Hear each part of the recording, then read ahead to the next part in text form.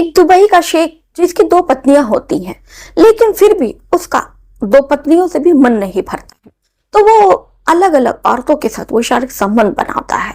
और दोस्तों, उसने इतने औरतों के साथ शारीरिक संबंध बनाया था कि उसने 50 महिलाओं के साथ वो सो चुका होता है, यानी कि 50 महिलाओं के साथ वो शारीरिक संबंध बना चुका होता है। ऐसे में वो अलग अलग औरतों को अपना शिकार बनाता है और ऐसे ही करते करते एक भारतीय मूल की महिला होती है जो उसके प्रेम के चक्कर में फंस जाती है। लेकिन जब उसको उसकी असलियत पता चलती है तो दोस्तों, औरत का फिर कहीं भी अता पता नहीं चलता है। तो आखिर में औरत के साथ क्या होता है, वो औरत कहाँ गायब हो जाती है रातों रात। तो दोस्तों, ये जो कहानी है दुबई के शेख मिर्जा की, इस कहानी को सुनिएगा और बताइएगा कि क्या हर दुबई का शेख इतना ही अय्याशबाज होता है। तो चलिए दोस्तों, इस कहानी की शुरुआत करते हैं। आदाब, शस्तिका, नमस्कार, हाजिर में फिर एक बार आपके साथ। उम्मीद है हाईवे कैंटे की फैमिली अच्छी होगी, स्वस्थ होगी, मस्त होगी, अपना ख्याल रख रही होगी। इस घटना का जिक्र करूं दोस्तों, इससे पहले आपसे एक छोटी सी गुजारिश है कि अगर आप जो चैनल पर नए हैं तो चैनल को सब्सक्राइब कर लीजिए, वीडियो को लाइक कर दीजिए। आपकी कोई भी राय हो, सुझाव हो तो उसे कमेंट बॉक्स में करके जरूर बताया कीजिए। और दोस्तों, आप चाहते हैं कि मैं अपनी वीडियो में आप लोगों का नाम लूं तो अपने नाम के साथ साथ अपने जिले, मोहल्ले, कस्बे का नाम लिखकर जरूर बताया करें। हम अगली वीडियो में आपके नाम के साथ साथ आपके जिले, मोहल्ले, कस्बे का नाम जरूर बताएंगे कि आप हमारा वीडियो कहां से देख रहे हैं। तो चलिए दोस्तों, ज्यादा वक्त जाया ना करते हुए इस कहानी की शुरुआत करते हैं। इस कहानी की शुरुआत तो दोस्तों भारत से होती है, लेकिन जो खत्म होती है वो दुबई में जाकर होती है। तो दोस्तों, दुबई में शेख मिर्जा हसीन अपनी 2 बीवियों के साथ रहता है। शेख मिर्जा हसीन जो था वो बड़ा ही अजीब मिजाज का था। उसने 2 शादियां कर रखी थी। वैसे भी सऊदीया में दोस्तों 2 शादियां करना एक आम सा फैशन हो गया। वहां अक्सर शेखों की कई कई बीवियां होती हैं। इस तरह दुबई का जो शेख हसीन था उसकी 2 बीवियां थी। 2 बीवियों से उसको 8 बच्चे थे। उसके बाद जो दुबई का शेख हसीन होता है उसको फिर भी अपनी औरत से उसका मन नहीं भरता है। वो अलग अलग औरतों को अपना शिकार बनाता है, उनसे वो प्रेम संबंध बनाता है। उसके बाद वो उनको अपने बिस्तर पर ले जाता है। शेख मिर्जा हसीन का ये था कि उसको अलग अलग औरतों के साथ शारीरिक संबंध बनाना बहुत ज्यादा अच्छा लगता था। तो वो ऐसी औरतों को ढूंढता था जिससे पहले वो दोस्ती कर सके, उसके बाद से वो उसकी मदद करता था और मदद के नाम पर फिर धीरे धीरे उनके करीब जाता था और फिर उनको अपने प्रेम में फांसता था और फिर उनसे वो अपना बिस्तर गर्म किया करता था। अब औरतें जो थी वो शेख हसीन मिर्जा के चक्कर में, चंगुल में फंस जाती थी। फिर वो उनसे शारीरिक संबंध बनाता था। दोस्तों, एक दिन होता कुछ ऐसा है कि एक भारत की महिला जो बहुत ज्यादा गरीब होती है वो पहुंचती है दुबई में। वहां पर वो काम करती है, झाड़ू पोछे का वो काम करती है। दुबई का जब शेख होता है वो उसको देखता है तो वो उससे कहता है कि तुम ये सब क्या काम कर रही हो, तुम्हें तो पैसे भी कम मिलते होंगे। महिला कहती है कि हाँ, ये बात तो है शेख साहब, पैसे मुझे बहुत ज्यादा कम मिलते हैं, लेकिन मैं क्या करूं, मेरे जो बच्चे हैं, मेरे 2 बच्चे हैं, मैं वहां उनको छोड़कर यहाँ पर आई हूँ। मेरे शौहर का 5 साल पहले ही इंतकाल हो गया है।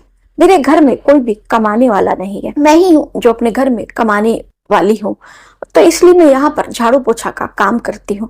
मैं इतनी पढ़ी लिखी नहीं हूँ कि मुझे कोई अच्छी नौकरी मिल सके। शेख कहता है कि कोई बात नहीं, अच्छा ये बताओ तुम्हारा नाम क्या है। वो महिला बताती है कि उसका नाम आफरीन है, वो भारत में राजस्थान की रहने वाली है। शेख कहता है कि आफरीन, कोई बात नहीं, मैं तुम्हारे लिए एक नौकरी पता करता हूँ।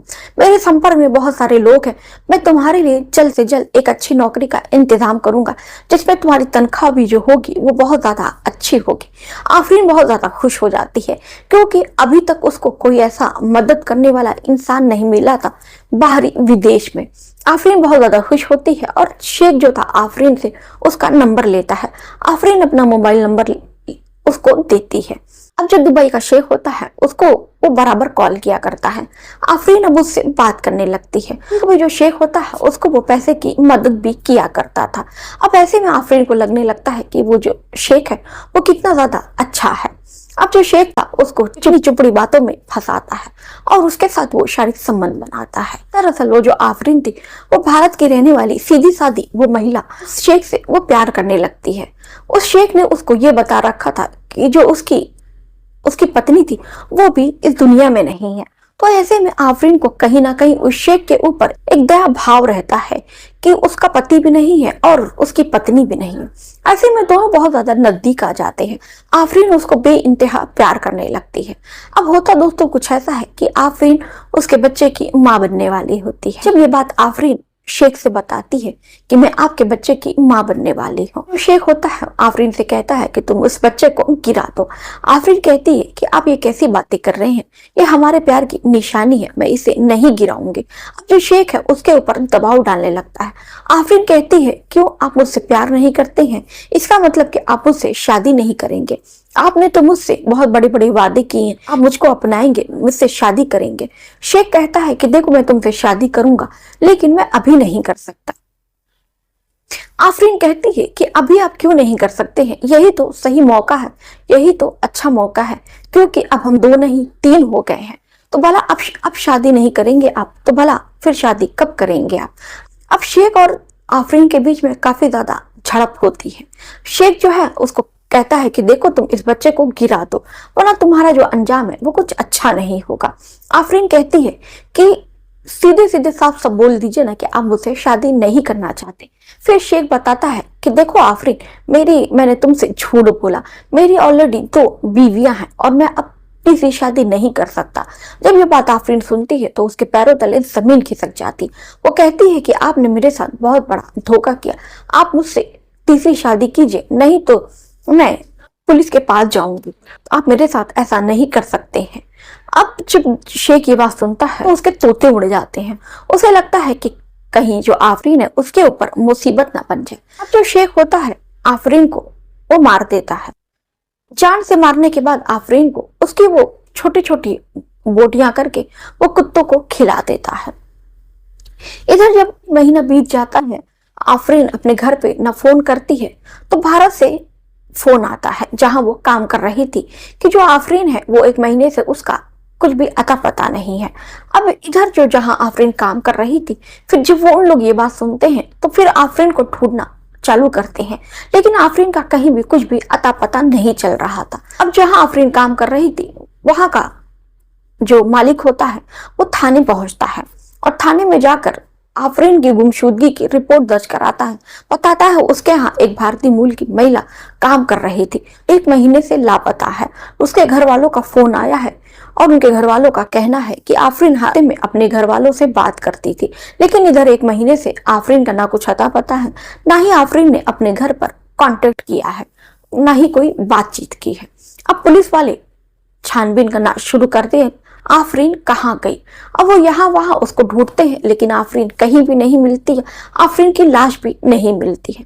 फिर वो आस पड़ोस के लोगों से पूछताछ करते हैं तो पूछताछ में करने में भी कुछ भी पता नहीं चलता है। तभी एक दुकानदार बताता है कि आफरीन अक्सर एक शेख हसीन है उनसे वो मिला करती थी और अक्सर मैंने उन दोनों को हमेशा साथ देखा है। पुलिस वाले शेख हसीन के पास पहुंचते हैं तो जो शेख हसीन होता है वो कहता है कि हाँ आफरीन मुझसे मिला करती थी, आफरीन की मैं कभी कभी मदद कर दिया करता था, तो आफरीन बस कुछ भी काम होता तो वो मुझे फोन करती और या उसको मुझसे कोई काम होता तो हम दोनों मिल लिया करते। अब ये सुनकर पुलिस वाले शेख को छोड़ देते हैं। फिर से आफरीन को ढूंढते हैं लेकिन आफरीन का कुछ भी अता पता नहीं चलता, ना ही उसका कोई सबूत मिलता है, ना ही आफरीन की कहीं भी कोई लाश मिलती है। अब पुलिस भी हो जाती है परेशान कि आफरीन गई तो गई कहाँ गई। अब उसका जो पासपोर्ट है वो ढूंढा जाता है तो जहां वो आफरीन काम कर रही थी उसका पासपोर्ट उसी मालिक के पास होता है। तो ऐसे में आफरीन कहीं जा भी नहीं सकती थी। तो सवाल ये था पुलिस वालों के सामने कि आखिर में आफरीन गई तो गई कहाँ। अब फिर से उनको एक बार शक मिर्जा हसीन पे होता है। अब फिर से वो मिर्जा हसीन को गिरफ्तार करके बिल्कुल वो अस्तिल से उससे पूछताछ करती है। वो उसको 24 घंटे तक बैठाए रखती है और हर बार उससे घुमा घुमा कर वो सवाल करती है। मिर्जा हसीन जितनी बार भी उससे सवाल किया जाता, मिर्जा हसीन 24 घंटे में वो 24 बार अपना बयान बदल चुका था। अब पुलिस समझ जाती है कि आफरीन को गायब करने में कहीं ना कहीं मिर्जा हसीन का बहुत बड़ा हाथ है। अब मिर्जा हसीन के ऊपर वो 3rd डिग्री का इस्तेमाल करती है, सख्ती से उससे पूछताछ करती है। तो जो मिर्जा हसीन है अपराध है वो कबूल लेता है, बताता है कि उसी ने उसकी हत्या की है और उसने उसकी लाश को बोटी बोटी बनाकर कुत्तों को खिला दिया है। इसका कारण पूछा जाता है कि तो बताता है कि दरअसल आफरीन के साथ उसका शारीरिक संबंध था, अवैध संबंध था और उसके ऊपर वो शादी का दबाव डाल रही थी और शेख हसीन की ऑलरेडी 2 बीवियां थी, ऐसे में वो तीसरी शादी नहीं कर सकता था। पुलिस के सामने जब यह खुलासा हो जाता है, मिर्जा हसीन के ऊपर आफरीन के कत्ल का इल्जाम होता है और ये जो मामला है कोर्ट पे पहुंचता है, तो कोर्ट में मिर्जा हसीन को फांसी की सजा होती है। दोस्तों, क्योंकि जो सऊदी का कानून है वो बहुत ही ज्यादा सख्त कानून है। अगर आप किसी महिला के साथ गलत करते हैं, चाहे उसके साथ शारीरिक संबंध बनाते हैं या उसको मार देते हैं, तो उसके बदले वहां पर फांसी का कानून है। वहां पर कोई अपराध करने से पहले कोई एक बार नहीं बल्कि वो 1000 बार सोचता है। लेकिन मिर्जा हसीन इतना ज्यादा हबसी था, इतना ज्यादा औरतों का भूखा था कि वो इतने बड़े अपराध को अंजाम देता है और एक बार भी वो नहीं सोचता है कि इसका अंजाम क्या होगा। मिर्जा हसीन को यही लग रहा था कि उस पर कोई शक नहीं कर पाएगा। लेकिन कहते हैं ना दोस्तों कि कानून के हाथ इतने लंबे होते हैं कि वो अगर किसी के पीछे लग जाती है तो बड़े से बड़े अपराधी को भी वो पकड़ लेती है। तो दोस्तों, ये घटना आपको कैसी लगी, आप हमें कमेंट बॉक्स में करके अपनी राय जरूर बताइएगा। तो चलिए दोस्तों, मिलते हैं फिर इसी समय पर एक नई कहानी के साथ।